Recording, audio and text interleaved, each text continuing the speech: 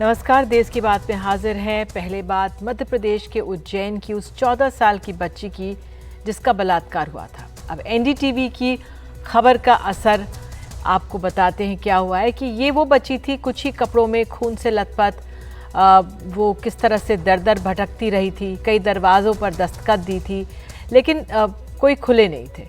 वो कई किलोमीटर तक पैदल चली थी। फिर आखिरकार एक आचार्य ने उसकी मदद की थी, उसका इलाज अस्पताल में हुआ और अब वो स्वस्थ होकर अपने घर पहुंच चुकी है। और कल ही हमने ये खबर एनडीटीवी पर दिखाई थी कि कैसे भयावह हालात से निकली बच्ची से जो तमाम वादे किए गए थे वो पूरे नहीं हुए। ना सरकार ने किए, ना ही विपक्ष की किसी दल ने किए।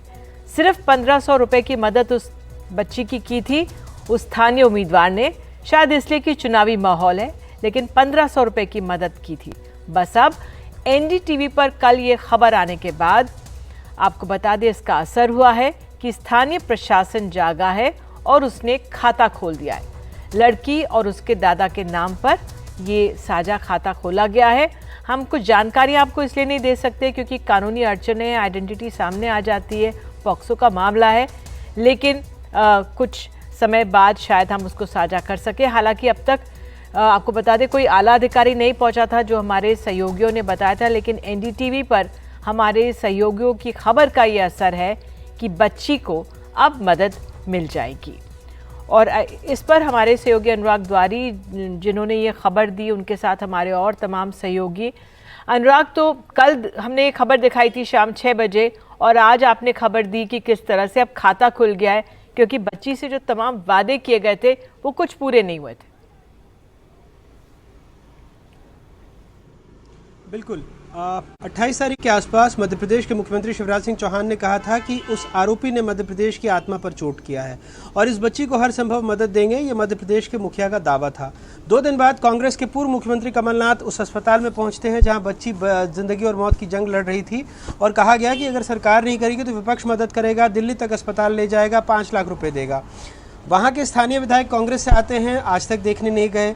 जिला प्रशासन और उस बच्ची के गांव की दूरी महज 20 किलोमीटर है, लेकिन कलेक्टर साहब को इतनी फुर्सत नहीं मिली कि मध्य प्रदेश के मुखिया ने वायदा किया था, इसके बावजूद कम से कम गांव तक जाकर देख आएं। और विधायक, पूर्व मुख्यमंत्री, कलेक्टर ही क्यों, उस गांव के जो सरपंच हैं उनके पास तक इतनी फुर्सत नहीं थी, क्योंकि शायद जातिगत अड़चने आड़े आ रही थी। इस गांव में आधे दलित समुदाय के लोग हैं, आधे अगड़ी जाति के हैं, सरपंच भी अगड़ी जाति के हैं। और इस बच्ची के परिजनों का आरोप है कि चूंकि वो पिछड़ी जाति के इसलिए उनके साथ भेदभाव होता है। तो कहानी के 2 पहलू हैं। आपने अक्सर देखा होगा मध्य प्रदेश से ऐसी हम तस्वीरें दिखाते हैं कि किसी ने कोई आरोप किसी पर लगा और रातों रात प्रशासन का बुलडोजर पहुंच जाता है और ये करार दे दिया जाता है कि अवैध अतिक्रमण है। लेकिन जब किसी बच्ची की मदद करनी हो तो 12 दिन बीत जाते हैं। जो बच्ची ज़िंदगी और मौत की जंग लड़ रही थी, अस्पताल से घर आती है और मध्य प्रदेश के मुखिया वायदा करते हैं, उसके बावजूद जिला प्रशासन के पास इतनी फुर्सत नहीं होती कि जाकर बच्ची से उसका दुख दर्द बांट ले। जबकि कलेक्टर के पास बहुत सारे संसाधन होते हैं, ज़िले में कई सारे विभाग होते हैं, महिला बाल विकास होता है, सरपंच के पास भी कुछ सारे फंड होते हैं, लेकिन कोई नहीं जाता क्योंकि एक छोटी सी बच्ची है, कौन जाए, माँ है नहीं, पिताजी बहुत अच्छे से सोच समझने की ताकत उनमें है नहीं, बच्ची की भाषा बहुत स्पष्ट है नहीं, दादा गाय बकरी चराते हैं, तो ऐसे में उस बच्ची के पास कौन जाए, क्या फ़र्क पड़ता है। सरकार ने दावा कर दिया, वायदा कर दिया, भूल गई। तो अनुराग, अब जाकर ये खाता खुला, ज़रा थोड़ा ये बताइए हमें, क्या बातचीत हुई, कैसे खाता खुला। हम डिटेल्स अभी खाते की नहीं दे सकते हैं, कुछ कानूनी अड़चन है, लेकिन बहरहाल वो प्रक्रिया भी ज़रा बता दीजिए हमें, क्या क्या हुआ। दरअसल हमारी खबर चलने के बाद ज़िला प्रशासन से बात की गई और हमने भी उनसे गुजारिश की थी कि रेड क्रॉस या किसी और, क्योंकि कई सारे लोगों ने मुझसे कुछ व्यक्तिगत तौर पे भी संपर्क किया कि बच्ची की मदद करना चाहते हैं, लेकिन जैसा आप बता ही रही निधि की कानूनी अड़चन ये है कि जैसे ही खाता संख्या या फ़ोन नंबर या बाकी की चीज़ें देते हैं, चूँकि पॉक्सो का मामला है तो वो चीज़ें सार्वजनिक हो जाएंगी, तो हम सार्वजनिक तौर पर फिलहाल बता नहीं पाएंगे। जिला प्रशासन ने खाता तो खोल दिया है, लेकिन चूँकि उसमें दादाजी का नाम आ रहा है तो वो भी जानकारी हम सार्वजनिक नहीं कर सकते। या तो बैंक वर्चुअल ID खोल करके दे और उसके ज़रिए बच्ची की मदद की जा सके। कई सारे लोग आगे आ रहे हैं, संपर्क कर रहे हैं कि बच्ची की मदद करना चाहते हैं। छिटपुट मदद उज्जैन से भी कुछ पुलिस वालों ने और कुछ लोगों ने की है जो बच्ची के खाते तक पहुंच गई है। कल से लेकर आज तक कुछ लोगों ने मुझसे व्यक्तिगत तौर पर संपर्क किया तो उनको मैंने बात करवाई और उसके बाद उन तक कुछ और मदद पहुंची है। लेकिन बड़े पैमाने पर मदद करने के लिए ज़रूरी है कि ज़िला प्रशासन, बैंक और तमाम वहाँ के लोग आगे आएँ और उसके बाद बच्ची तक मदद पहुँचे, जिसके बाद कम से कम उसके ज़ख्म तो नहीं भरेंगे, लेकिन जिन मुश्किल हालात से वो जूझ रही है कि 12 दिन पहले अस्पताल के बिस्तर पर थी, अब पानी भी भर रही है, घर के सारे काम भी कर रही है, ना उसके घर में उज्ज्वला का कनेक्शन है, ना उसको मुख्यमंत्री आवास मिला है, उसके परिजनों को ना कोई और सरकारी सहूलियत। सिर्फ 600 रुपये जो एक पेंशन देती है सरकार वृद्धों को, वो उसके दादाजी को मिलती है और उसी के और थोड़ी बकरी चराकर अपना किसी तरह गुजर बसर कर रहे हैं। सबसे बड़ी दिक्कत यह है कि बच्ची अभी भी दवाओं के आसरे है। जब सरकारी दवाएं नहीं मिलेंगी तब उस बच्ची का क्या होगा, इसके मद्देनज़र भी कुछ सोचना चाहिए। और जिन लोगों ने तमाम आगे आकर मदद करने की कोशिश की है, मदद कैसे पहुंचाएं, इसके लिए भी ज़िला प्रशासन सोचे। बिल्कुल, और ख़ास तौर से आखिर में यही, क्योंकि चुनावी माहौल है और ऐसे में तो उम्मीद तो ये की जा रही थी कि तमाम नेतागण और लोग दिखेंगे यहाँ पे इस बच्ची की मदद करते हुए, लेकिन कुछ ऐसा हुआ नहीं है। और आपने भी बताया था कल अपनी रिपोर्ट पे कि 1500 रुपये की एक राशि दी गई थी किसी उम्मीदवार द्वारा। बिल्कुल, जो बीजेपी के वहाँ पे स्थानीय उम्मीदवार हैं उन्होंने कुछ दिनों पहले 1500 रुपये की राशि दी थी और जैसा उनके पड़ोसी ने बातचीत में कह दिया हो तो सब्जी भाजी में खर्च हो जाएगा। तंज था एक कि सरकारें वायदे इतनी बड़ी करती हैं। जैसा मैंने आपको बताया भी निधि कि ऐसे जब मामले सुर्खियों में होते हैं तो तमाम, आप देखिए मुख्यमंत्री ने भाषण दे दिया, पूर्व मुख्यमंत्री अस्पताल चले गए, कई सारे देश भर से लोगों की प्रतिक्रियाएं आई, लेकिन जब असल मदद की बात आती है, और मामला सिर्फ एक बच्ची का ही क्यों, देश भर में देखा जाना चाहिए कि जिस तरह से रेप सर्वाइवर्स हैं, जो रेप पीड़ित हैं, जब वो घर जाते हैं तो जो वायदे उनसे सरकार, पुलिस प्रशासन करती है उसका कितना उनको फ़ायदा मिल पाता है। ये उदाहरण एक अपने आप में एक मिसाल है कि जब बच्ची की कहानी सुर्खियों में होती है तब कितने लोग आगे आते हैं और जब बच्ची घर पहुंच जाती है, वाकई उसको मदद की दरकार होती है, तब असलियत में कितने लोग उस तक मदद पहुंचते हैं, पहुंचाना चाहते हैं या फिर उस प्रक्रिया का हिस्सा बनना चाहते हैं। मैं बार बार ज़िला प्रशासन पर इसलिए ज़ोर दे रहा हूं क्योंकि मात्र 20 किलोमीटर की दूरी है, अगर वो पहल करेंगे तो जल्द से जल्द जिन तकनीकी और कानूनी अड़चनों की हम बात कर रहे हैं वो दूर होंगी और उस बच्ची तक मदद पहुँच पाएगी।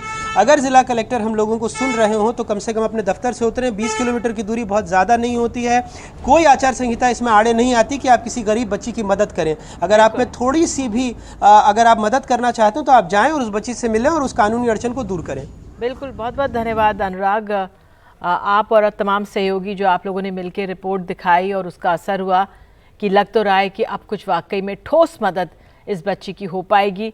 और जो कानूनी अड़चने हैं कि हम QR कोड नहीं दिखा सकते क्योंकि लड़की की आइडेंटिटी आ जाएगी, पॉक्सो का मामला इस पर लगा हुआ है और ऐसे में कुछ नियम हैं, कायदे हैं, लेकिन कायदे नियम इतने होते हैं लेकिन जिसको लाभ मिलना चाहिए उसको नहीं मिल पाता है। कब मिलेगा इसी का हमें इंतज़ार रहेगा, लेकिन फ़िलहाल अच्छी बात यह है कि खाता खुल गया है।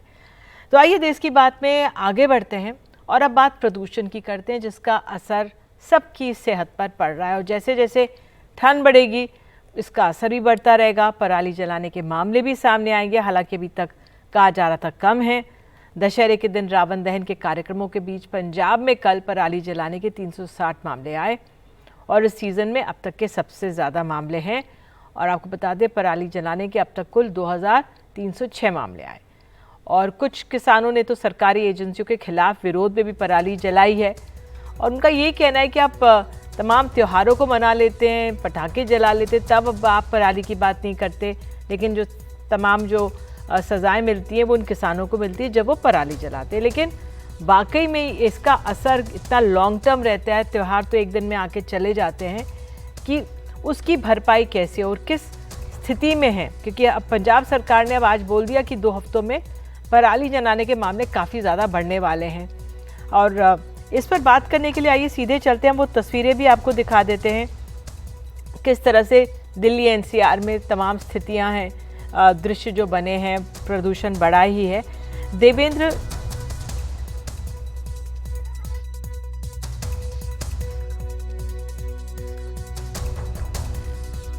तो हमारे साथ देवेंद्र शर्मा कृषि विशेषज्ञ जुड़ गए हैं।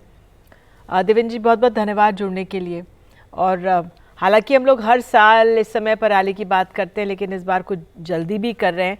लेकिन सवाल यही कि पिछले साल कुछ ऐसा था कि सरकार ने कुछ सुविधाओं का कहा वायदे किए थे किसानों के लिए कि वो पराली नहीं जलाएंगे, तरीके बताए थे, कुछ केमिकल्स की बात हुई थी, कुछ उद्योगों की बात हुई थी कि पराली वहाँ चली जाएगी, सब्सिडीज़ की बात हुई थी।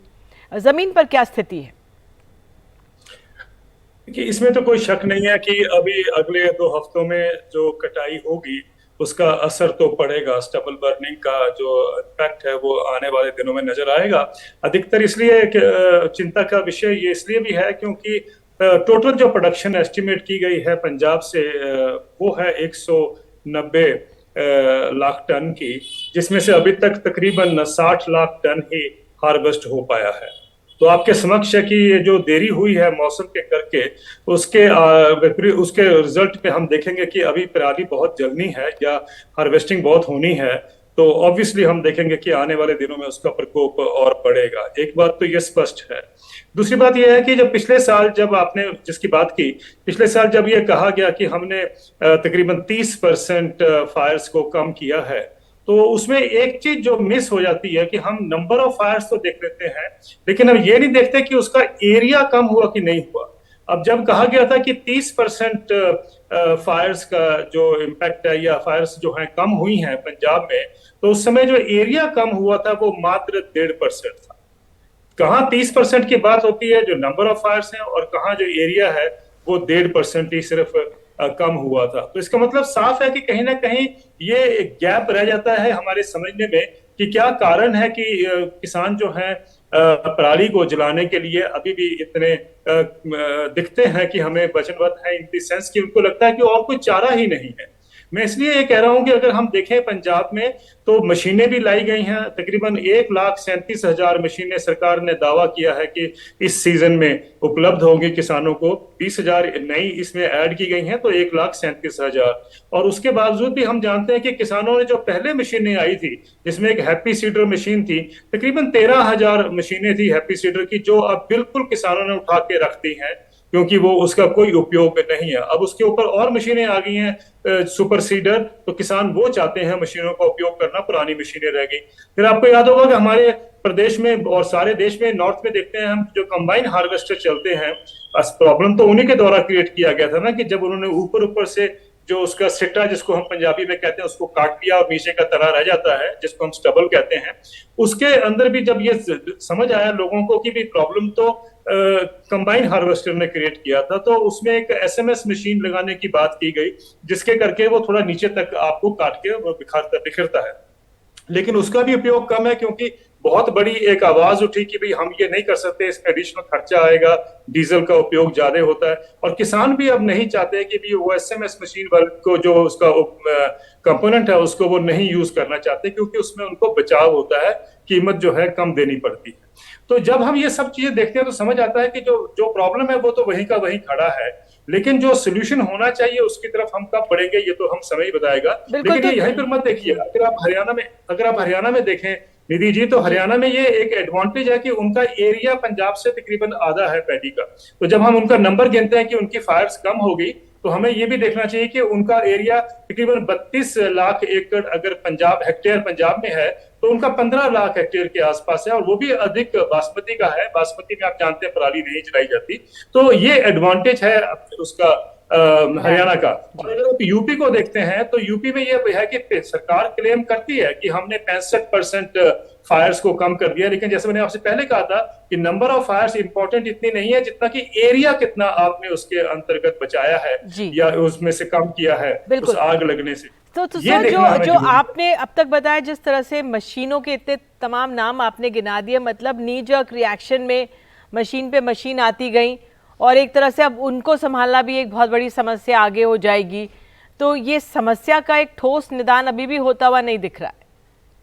आपने बिल्कुल ठीक कहा, जिस तरीके से मशीनों पे मशीनें ला दी गई हैं, तकरीबन हम देख रहे हैं, जैसे मैंने आपसे कहा कि 1,37,000 मशीनें आज पंजाब में उपलब्ध कर दी गई हैं, और वो मशीनें जो हैं इन एडिशन टू जो ऑलरेडी मशीनें हैं, तो ऑलरेडी मशीनें ये है कि पंजाब में सिर्फ 1 लाख ट्रैक्टर चाहिए, हमारे पास 5 लाख ट्रैक्टर हैं, और उसके साथ जो और इक्विपमेंट है वो भी आप ऐड कर लीजिए, तो पंजाब जो है वो आने वाले दिनों में वो जंक यार्ड फॉर मशीन हो जाएगा।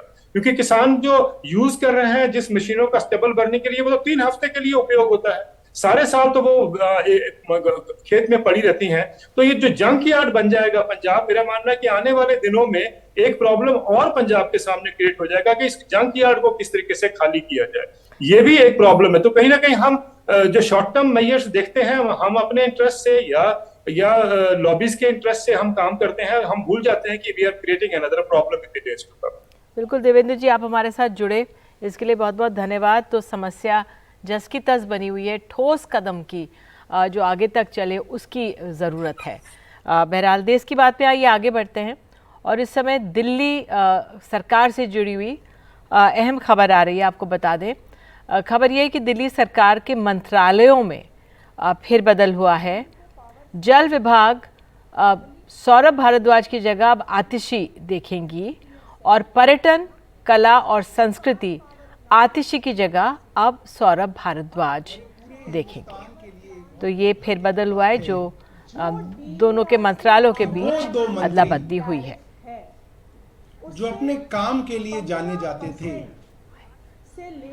तो ये अपने आप में काफ़ी अहम है। दिल्ली सरकार में हम जानते हैं कि किस तरह से दो अहम मंत्री जो हैं वो सलाखों के पीछे हैं, और दो और प्रमुख चेहरे सौरभ भारद्वाज, आतिशी हैं, और यही ज़्यादातर विभागों को दोनों संभाल रहे हैं। और ऐसे में जो फिर बदल हुआ है, जो विभाग सौरभ भारद्वाज संभाल रहे थे वो आतिशी अब देखेंगी, और पर्यटन, कला और संस्कृति आतिशी की जगह अब सौरभ भारद्वाज देखेंगे। और आइए देश की बात में हम आगे बढ़ते हैं। सोशल मीडिया का युवाओं और बच्चों पर असर लगभग हर घर परिवार के लिए चर्चा और चिंता का विषय है। अब अमेरिका में कई राज्यों ने मेटा यानी फेसबुक, इंस्टाग्राम, व्हाट्सएप मैसेंजर पर मुकदमा दर्ज कर दिया है। राज्यों ने कंपनी पर बच्चों और किशोरों की मानसिक सेहत खराब करने का आरोप लगाया है। आरोप है कि कंपनी ने जानबूझकर कई ऐसे फीचर तैयार किए जिसमें बच्चों की मानसिक स्थिति पर असर पड़ता है।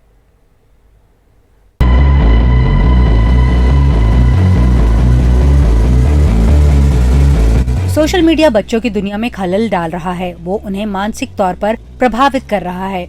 इस आरोप के साथ अमेरिका के 33 राज्यों ने मेटा के खिलाफ मुकदमा कर दिया है।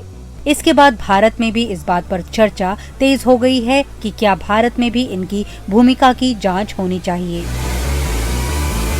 इन मुकदमों में ये कहा गया है कि ये जो प्लेटफॉर्म्स हैं, खासतौर पर फेसबुक और इंस्टाग्राम, ये बच्चों की जो मेंटल हेल्थ है उसको बहुत ही नकारात्मक रूप से प्रभावित कर रहे हैं। और एक बार बच्चा इनके प्लेटफॉर्म पर आ जाता है तो फिर उसे मानसिक आघात मिलता है, मेंटल एंजाइटी होती है, ट्रॉमा होता है, पैनिक होता है, और कहीं ना कहीं एक नए होड़ में बच्चा पड़ जाता है कि साहब मुझे ज़्यादा से ज़्यादा लोगों का लाइक लेना है। तो पहली बार इस तरह के महत्वपूर्ण लीगल कदम उठाए गए हैं, मुकदमे अब दर्ज हो गए हैं। अब आने वाला समय बता पाएगा कि किस तरह की एविडेंस जो है वो प्रोसिक्यूशन साबित कर पाएगी इस मामलों में। अमेरिकी राज्यों ने ये भी शिकायत की है कि ये सोशल मीडिया प्लेटफॉर्म मुनाफे के लिए युवाओं का शोषण कर रहे हैं।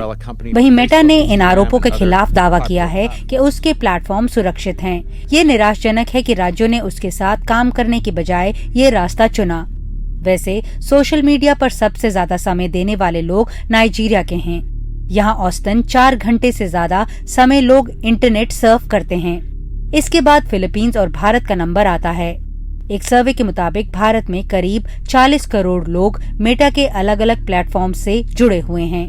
इनमें से ज्यादातर 18 साल से ऊपर हैं, यानी करीब भारत की लगभग 40% आबादी किसी न किसी सोशल मीडिया प्लेटफॉर्म से जुड़ी हुई है।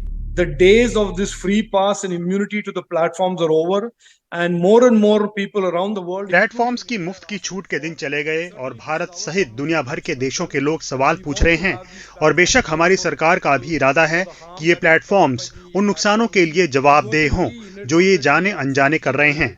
हम निस्संदेह वो जो नुकसान पहुंचा रहे हैं, अगर पहुंचा रहे हैं तो खासकर बच्चों को, तो उनकी ज्यादा से ज्यादा जवाबदेही बननी चाहिए।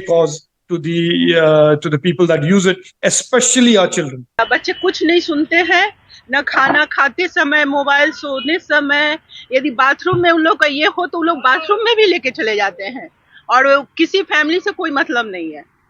कोई घर में आ जाए, कोई फैमिली आ जाए, उससे कोई लोग को कोई मतलब नहीं। एनी टाइम समझिए कि मोबाइल। इस चीज से उनके बहुत चीजों पे इफेक्ट पड़ता है, जैसे कि पढ़ाई हो गई, वो पढ़ाई नहीं कर पाते हैं ठीक से। देन वायलेंट कंटेंट आता है, वायलेंट कंटेंट, बच्चे उम्र से पहले बड़े हो जा रहे हैं। देयर इज एडल्ट स्टफ जो कि छोटे बच्चों के हाथ में नहीं लगना चाहिए। बचपन मतलब छोटे में ही वो बड़े हो जा रहे हैं और उनका माइंडसेट एक प्रॉपर तरीके से डेवलप करना चाहिए, वो नहीं कर पा रहा है। क्या सोशल मीडिया एंटी सोशल या अनसोशल हो चुका है? दुनिया भर में इस बात को लेकर बहस हो रही है। खासकर इस बात पर चर्चा हो रही है कि इसका प्रभाव नौजवानों पर क्या पड़ रहा है। औसतन अगर हम बात करें तो हम हर रोज 2 से ढाई घंटे सोशल मीडिया प्लेटफॉर्म से जुड़े रहते हैं। अगर साधारण शब्दों में मैं आपको समझाऊं, किसी की उम्र 75 साल की है तो 5 साल उसने सिर्फ सोशल मीडिया के अलग अलग प्लेटफॉर्म्स के साथ बिताए। नई दिल्ली से नीता शर्मा, एनडीटीवी इंडिया के लिए।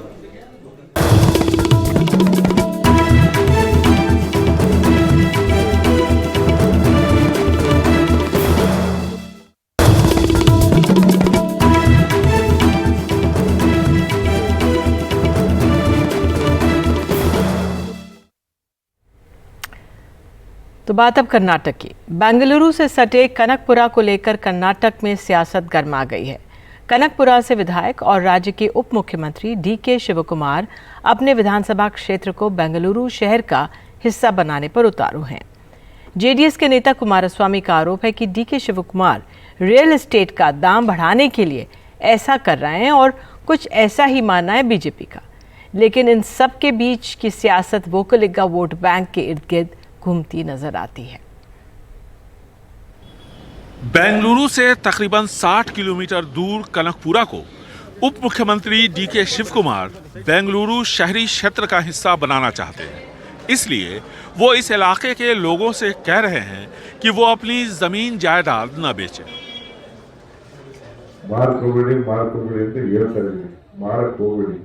आप लोग अपनी जमीनें मत बेचो। मैं आपकी जेब में पैसा नहीं डाल सकता, न ही मैं आप सभी के लिए घर खरीद सकता हूँ। मैं ये कर सकता हूँ कि आपकी संपत्ति का मूल्य 10 गुना बढ़ा दूँ। भगवान ने मुझे वो शक्ति दी है। आप अपने पोते पोतियों को अच्छी शिक्षा और संपत्ति दे सकते हैं। जल्द ही कनकपुरा बेंगलोर शहर का हिस्सा होगा। बेंगलुरु शहर से जुड़ते ही बेशक कनकपुरा इलाके में जमीनों के दाम बढ़ेंगे और डीके शिवकुमार और उनकी पार्टी कांग्रेस का दबदबा भी। बीजेपी और जेडीएस कनकपुरा को बेंगलुरु शहर से जोड़ने की कोशिश पर सवाल उठा रहे हैं। रमनगरा के गरीब लोग देवेगौड़ा और उनके परिवार के योगदान को जानते हैं। वो इसे बेंगलुरु क्यों ले जा रहे हैं? क्या वो यहाँ भी वही 75 से 100 वर्ग फुट दर तय करने की कोशिश कर रहे हैं जो वो बेंगलुरु में करते हैं? कनकपुरा और रामनगर सीट पर जेडीएस का कब्जा था, लेकिन कांग्रेस ने यहां सेंधमारी कर ली। वोकलिगांव की आबादी यहां सबसे ज्यादा है, इसलिए इस इलाके को वोकलिगांव के गढ़ यानी ओल्ड मैसूर रीजन का प्रवेश द्वार भी कहते हैं। यहां जेडीएस, बीजेपी और कांग्रेस तीनों ही अपना दबदबा कायम करने की कोशिश कर रही है। कनकपुरा को बेंगलुरु के शहरी क्षेत्र से मिलाने से कनकपुरा में जमीन जायदाद की कीमत तो बढ़ेगी, लेकिन साथ में वोकलिगांव के इस गढ़ में कांग्रेस भी काफी मजबूत होगी। यानी नुकसान जेडीएस का होगा, जो कि वोकलिगांव की पार्टी है। ऐसे में जेडीएस नेता कुमारस्वामी ने डीके शिवकुमार के खिलाफ मोर्चा खोल दिया है। बेंगलुरु से कैमरामैन कुमार के साथ निहाल खिदवई, एनडीटीवी इंडिया।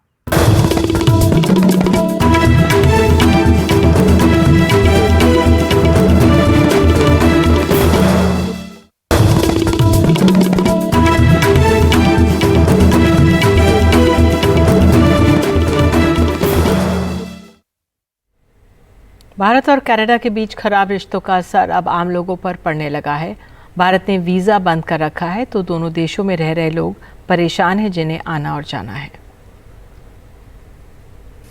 पंजाब के होशियारपुर में रहने वाले हरजीत सिंह के बेटे की शादी अगले साल जनवरी में है, लेकिन अंदेशा है कि खुशी के इस मौके पर कनाडा में रह रहे रिश्तेदार शायद शामिल ना हो पाए। इनको वीजा नहीं मिल पा रहा है।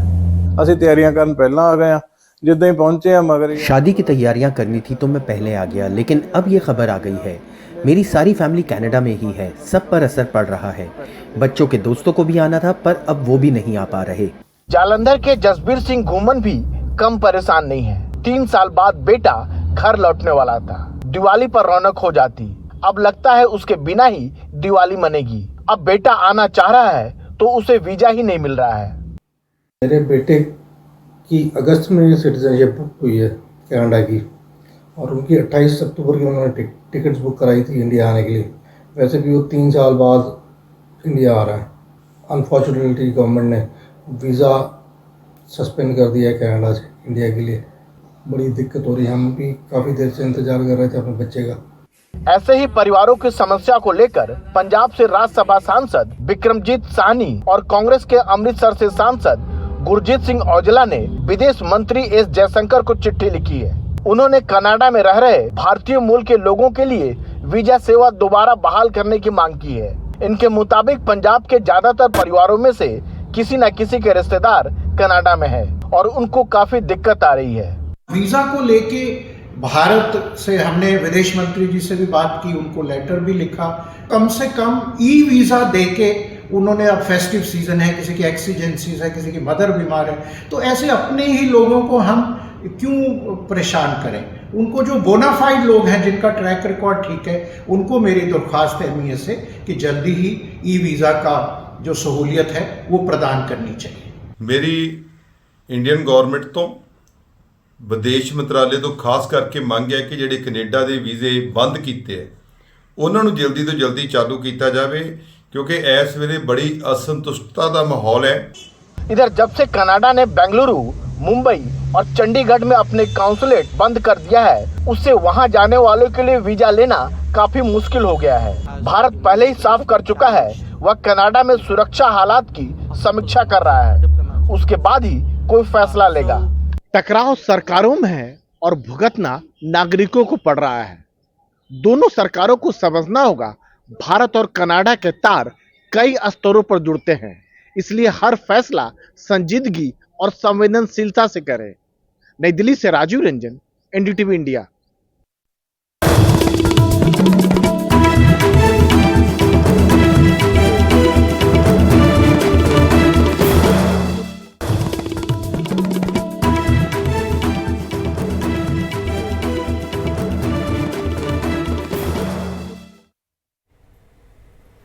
हाल ही में 2 भारतीय मूल के अमेरिकी वैज्ञानिकों को तकनीकी उपलब्धि के क्षेत्र में सर्वश्रेष्ठ सम्मान दिया गया है।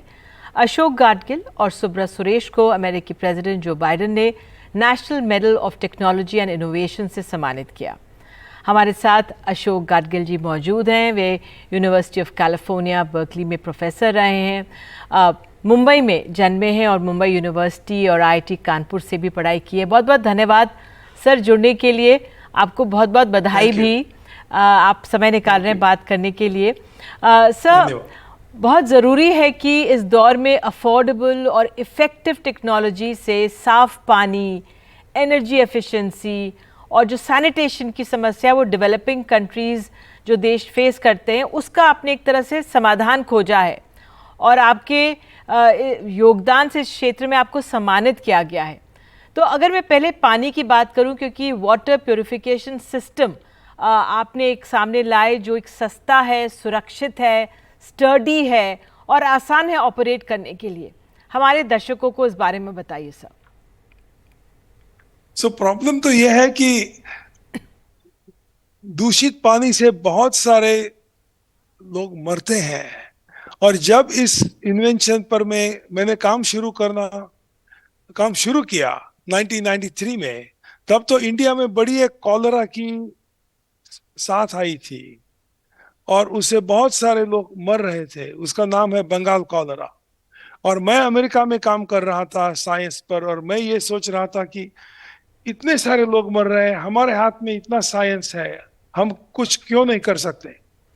सो इसी बारे में सोच करने के बाद ये इन्वेंशन हमने जो बनाया, जिसमें हमने इंडिया में टेस्ट किया, साउथ अफ्रीका में टेस्ट किया, मेक्सिको में टेस्ट किया, और इन्वेंशन का ये ही एम था कि ऐसे ही इन्वेंशन बनना चाहिए कि जो सस्ता ही हो और बहुत उसकी परिणामकारकता बहुत हाई होनी चाहिए।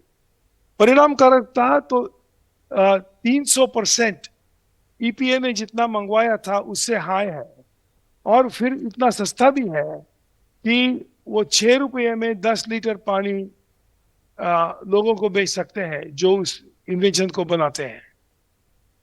सो एक कंपनी ने ये लाइसेंस कर दिया, और उसमें अभी 5 कंट्रीज में ये कंपनी काम करती है, बांग्लादेश, इंडिया, नाइजीरिया, लाइबेरिया और गाना में, और बहुत सारे लोगों को उसका फायदा भी हो रहा है। बिल्कुल सर, अगर 6 रुपये में 10 लीटर पानी मिल जाएगा और इंडिया भारत ने भी इसका अगर है वो कंपनी, तो वाकई में इसका प्रचार और प्रसार भी होना चाहिए। अब आपको सम्मान मिला है तो अब शायद हम लोगों को इसके बारे में और जानकारी मिलेगी। सर दूसरी, आपने पानी में आर्सेनिक रिमूवल पर भी काम किया है। कई देशों में, कई डेवलपिंग देशों में ये समस्या है, हमारे देश में भी कुछ इलाकों में होगी, वो भी बहुत अहम योगदान है आपका, उसके बारे में थोड़ा बताइए। सो आर्सेनिक तो बहुत ही जहरीली चीज है, इतनी जहरीली है कि इसके अलावा दूसरी कोई ही जहरीली चीज जिसको अंग्रेजी में कैंसर कॉज करने वाली यानी कार्सिनोजेनिक कहते हैं, इतनी जहरीली चीज पानी में दूसरी कोई अलाउड ही नहीं है। और ये ग्राउंड वाटर में होती है। ग्राउंड वाटर के पानी पीने से बहुत ऐसे 6 स्टेट्स है इंडिया में, वो सरकार ने घोषित किया है कि इनके ग्राउंड वाटर में आर्सेनिक है, और बांग्लादेश में भी बहुत बहुत आर्सेनिक है। हमने इस प्रॉब्लम पे काम करना 2005 साल में शुरू किया, और टेक्नोलॉजी ऐसी डेवलप की है कि जिसकी वजह से हम एक तरीके की जंग पानी में निर्माण करते हैं, स्टील प्लेट से जंग निर्माण करते हैं। ये जो जंग है वो आर्सेनिक को कैप्चर करके निकाल कर सकते हैं, और फिर वो जहरीले आर्सेनिक पानी से दूर कर सकते हैं। ऐसे 2 प्लांट अभी इंडिया में चालू है, एक वेस्ट बंगाल में है, एक उत्तर प्रदेश में है, और हर एक प्लांट लगभग 5000 लोगों को उनका डेली पानी सप्लाई कर सकता है। बिल्कुल, और इसका ये व्यापक और हो, इसके और कदम उठाएंगे। सर एक और जो डाफूर स्टोव है उसके बारे में, फ्यूल एफिशिएंट कुक स्टोव, और अफ्रीका में बहुत इसका प्रयोग हुआ, इसकी तो शायद हमें भी ज़रूरत होगी। ज़रा थोड़ा बताइए इस स्टोव के बारे में, ये कैसे काम करता है और फ्यूल के लिए, ईंधन के लिए किस चीज़ का प्रयोग करता है। अच्छा सवाल है। ये स्टोव के बारे में तो ऐसे बात है कि ये डिज़ाइन करने में हमने बहुत अटेंशन दिया कि ये स्टोव जो रेफ्यूजी कैंप में महिलाएं हैं अफ्रीका में, उनके जो किचन में, उनके जो किचन है उसके किचन में जिस सामान से वो कुकिंग करती है, उसी सामान से उसी तरीके के भोजन बनाने के लिए ये स्टोव का इस्तेमाल करना चाहिए। और जिस तरीके का लकड़ी वो जलाते हैं उसी तरीके की लकड़ी इसमें जलनी चाहिए। इसके बारे में हमने बहुत लक्ष्य दिया, क्योंकि उनकी लकड़ी, उनके पॉट्स और पैन्स और उनके कुकिंग के जो आयुध है उसमें तो हमें कुछ फर्क नहीं करना चाहिए, बिकॉज उनके जो संस्कृति है उससे रिस्पेक्ट करने के लिए हमें सिर्फ स्टोव बदलना चाहिए, और उसकी संस्कृति जिसका मतलब उनके मन में उनके खाने से जुड़ा हुआ होता है, हर एक का होता है, तो उससे उनको दूर नहीं करना चाहिए। सो लकड़ी तो जो जंगल में मिलती है, छोटी साइज की लकड़ी, वही जलाते हैं, और उनके बहुत सिंपल पॉट्स होते हैं जिसमें वो उनका कुकिंग करते हैं। और हमने 2 तरीके के इम्प्रूवमेंट किए उसमें। एक कि वो जो लकड़ी जलाने की एफिशिएंसी है, कंबशन एफिशिएंसी, उसको हाई करना चाहिए। और दूसरी है कि जो उसमें जो एनर्जी ऊर्जा उत्पन्न होती है जलने से, उस ऊर्जा का सबसे ज्यादा हिस्सा उनके कुकिंग पॉट में जाना चाहिए और बाहर हवा में नहीं जाना चाहिए। बिल्कुल। तो कोशिश ये है कि कम लकड़ी लगे, क्योंकि जो कार्बन एमिशंस का दबाव डेवलपिंग कंट्रीज पर है, तमाम विकसित देश डाल रहे हैं, उसको कम किया जा सकेगा जो ये कुकिंग स्टोव है उससे। बिल्कुल सही जी। तो सर, आप हमारे साथ जुड़े और आपने इतनी उपलब्धियां हासिल की, इसके लिए बहुत बहुत आपको बधाई एक बार फिर, और देश का नाम रोशन किया है। Many congratulations to you. Thank you so much. Thank you, धन्यवाद। Thank you sir, thank you. तो इसी के साथ देश की बात में फिलहाल इतना ही। नमस्कार।